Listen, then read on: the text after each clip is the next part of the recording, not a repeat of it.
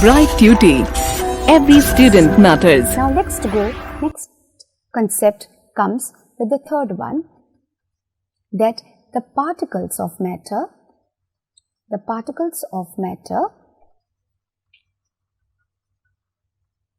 are continuously moving. Okay, what I mean to say is that the particles are not stagnant or they are not static. They are continuously in motion. Now, why did I use the word random? They do not have any specific direction. They keep on moving from one place to another along with the availability of the space. More the space, more is their motion. Now, this is possible to understand. Like, for example, suppose I take a beaker again. Fine. And again, half the beaker is filled up with water. After that, what do? I add few drops of ink and I leave it aside. Now, as we leave this ink aside, we just add a few drops of ink into the solution and leave it aside. Now, what will happen to it?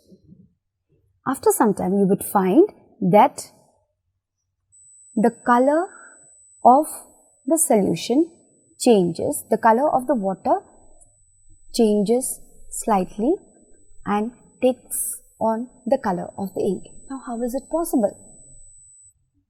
Because if the particles did not move, then we should have expected that the ink drops would have just settled and remained as it is.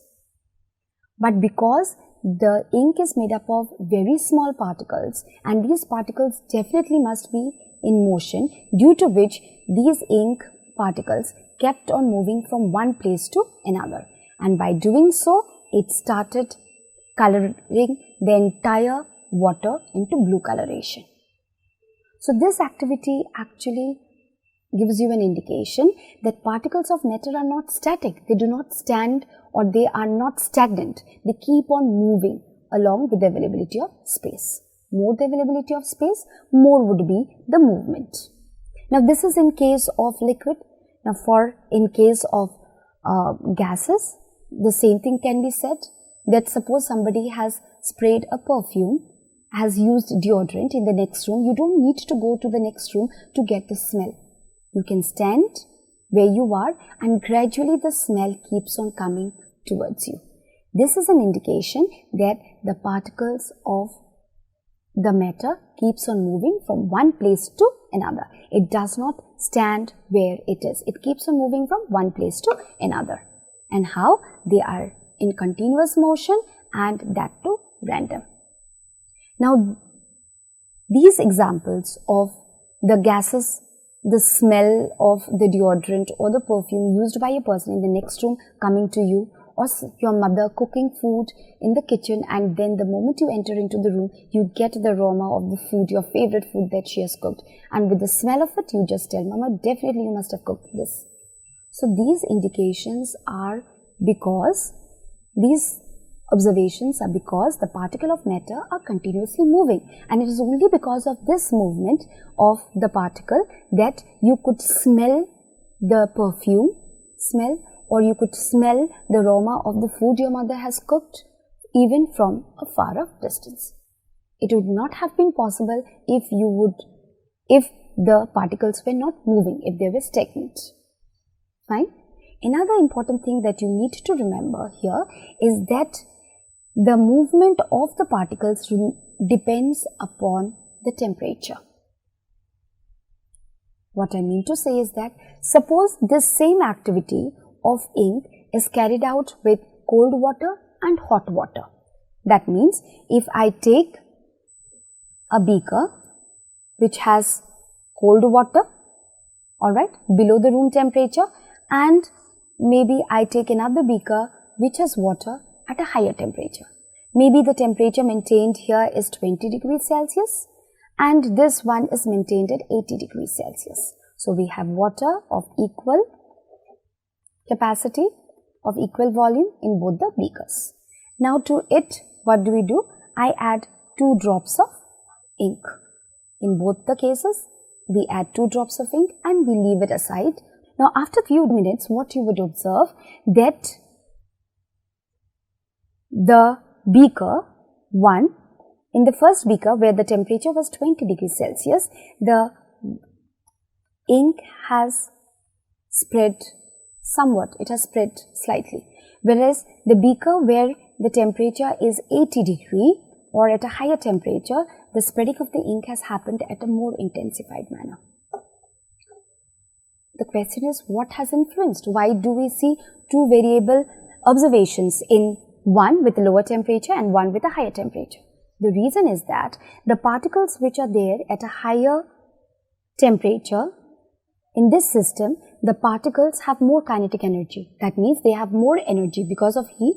They have got more energy to move from one place to another, due to which the intermixing of the ink and the water particles happens at a faster rate.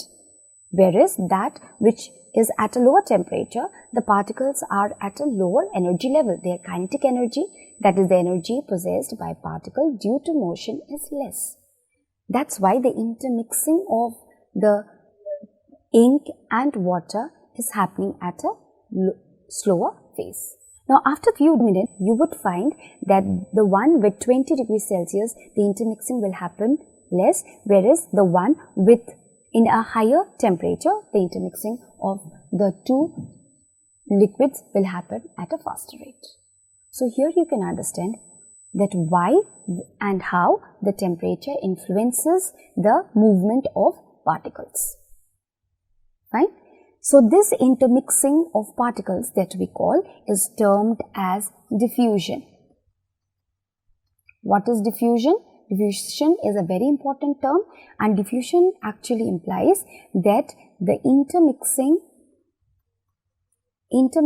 between particles, intermixing of particles is known as diffusion. And we see that the diffusion in gases are higher than the diffusion happening in liquid. Whereas in case of solid, it's very, very less. Clear?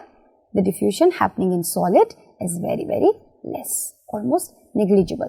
So the diffusion that happens in the gas and the liquid is very high. So with this continuous movement of the particles, we also come into at conclusion that diffusion is a process in which the intermixing of particles happens. Now this intermixing of particles happens at a faster rate when the temperature is high, whereas it happens at a slower rate when the temperature is low. Why is it? Because when the temperature is less, the energy available in the particles is less. Whereas at a higher temperature, the kinetic energy or the energy possessed by the particles due to motion is high. That's why they keep on moving at a very faster rate, and thus they intermix faster. Clear?